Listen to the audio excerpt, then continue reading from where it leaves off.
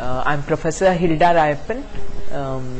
I was working as a professor in a school of social work for 2 decades, and then I was, when I was young, I should say that I kind of felt that I should do something very, very meaningful for my own self.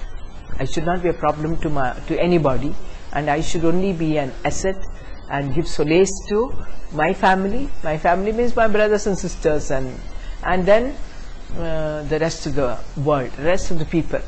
The word solace was something that came to my mind, and I was determined, and I think I wrote a script on that day about that I'm going to commit myself to help people, especially women and children. And when I joined the School of Social Work as a student, that's in 1966, I tell you, my professors motivated me to what extent I kind of felt, what a meaningless life to a meaningful life. This profession, this 2 years of my education is going to give me so much which I was looking forward, and it was so much of knowledge and attitudinal change and knowledge and skills and professionalism to help people in difficult circumstances. And I thought it was such a big wealth for me, because it is going to give me a lot of meaning in my life, because otherwise I would just sit at home.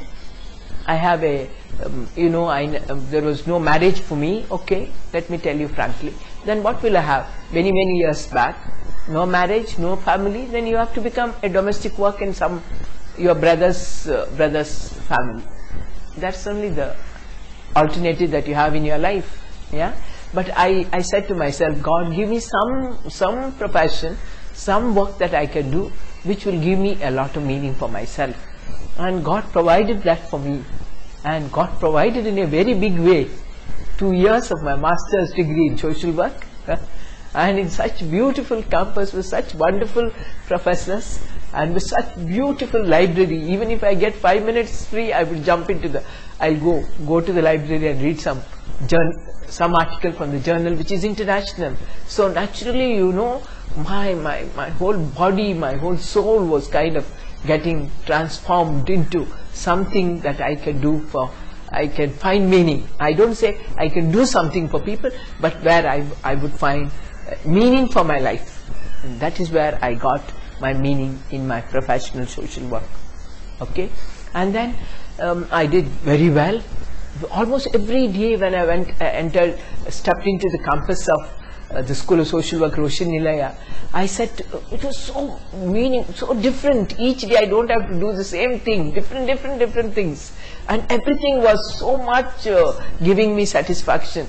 And I said to myself, I am in the climax of joy and blessing from God, and I did very well, and my teachers said that you are excellent in everything. So that's how I completed. And then I worked for a family service agency for 5 years, and then after that some of my superiors means my professors kind of felt that I'm good at counseling, one-to-one relationship, that if I go for a very specialized training in counseling and it would help me, then I was lucky.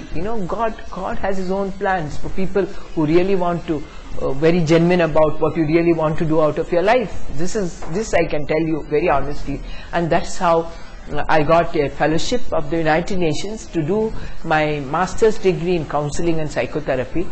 Again, for me it was such a wonderful thing that can happen in my life, and it was from what I had, my master's degree in social work, it is further to help people, and so much of knowledge, international, and it really I felt I was acquiring wonderful skills and attitude and so much of knowledge, and such good people, professors who kind of trained me and then said to me, well, you will really make a difference in the world. They did say to me, probably they kind of felt that I will do something when I go to India. So I came back to India, and then I got this job as a professor in a school of social work, which I was not at all very keen, because I said that will be a white collar job. I want to do practical work. But then my professor said, see, you are not getting married and you don't have any future security, so it is better that you take up this job so you can earn well. Now I realize what a big, what wonderful advice it was, because whatever you said, you know, if you don't have a regular income for your own self and also for whatever you are doing, a support, that I got only because I was a professor in a postgraduate degree, and it was a UGC scale job that I got. Then I worked well as a professor. I mean, as a teacher also, I suppose I did well. But then my teaching was full of examples, because I don't have a husband, I don't have children, I don't have a family. Here my heart was asking for some meaning, and I had all the time that I could spend on helping people. And out of that I used to get such satisfaction and fulfillment. Why would I stop doing things when I am so happy, thrilled with whatever I am doing? So I continue helping people in different, under the tree, anywhere people needed help, they would come and ask for me. And my husband is an alcoholic, please come and visit and do something for me. My children are all scattered, and sometimes I've even seen men with wanting to kill the wives with alcoholism and things like that. But then I have taken the courage. I was the first one to start a de-addiction center in Karnataka, and it is almost 23 years now. De-addiction center, maybe some 15,000, 18,000 people have come through the de-addiction center in Mangalore, and that is in order to help these alcoholics, see them, accept them as an addicted person. And then my whole idea was to help these alcoholics, was not to help them so much, but to help these families, the wives and children. This morning also there was one couple came, and the wife was literally crying and was so happy that 18 years that he's sober, and then they have some court case and they needed some help for me, so I did respond. But what I'm saying is, see, these things, 18 years he's sober, and he comes and sits right in front of me, and his family, children are grown up. What more satisfaction do you need? And then I also met this morning a couple who was an alcoholic, who's recovering now. I got him admitted last week. The wife was miserable, and then I just took him in my hand and I said, you come along with me.